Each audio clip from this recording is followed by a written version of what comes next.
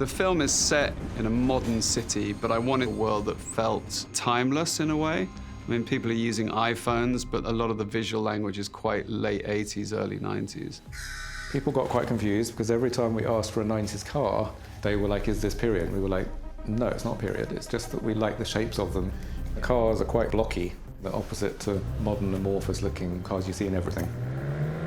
We kind of stuck to a modern American Gothic. It's the kind of Gothic to do with scents, not to do with candles and black curtains and stuff. Originally, the idea was it was a very washed out colour palette at the beginning of the film. Very bleak, muddy colours. And even going into the institution, there's not a lot of colour. It's deliberately quite beige. And at that point, Kurt and Bart and Rupert decided it'd be fun to put them in pink costumes, which is really cool, and it looked amazing. It worked really well, but it kind of got rid of the idea of not being much colour at the beginning of the film. And then it cuts completely differently to Park Avenue in not New York, because we're not set in any American city, but in that vein of you're in one of the penthouses looking over the park. I think the idea was almost if you're wealthy, you can afford to have colour. It's an expression against the lack of colour in his life, and you can afford to be exuberant and hire an interior designer. We like this kind of tone on tone, everything is basically a colour. Like Sophia's apartment.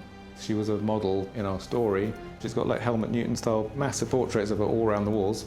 One of them is down there. We had to do a photo shoot of the actress as if she was a Vogue cover model.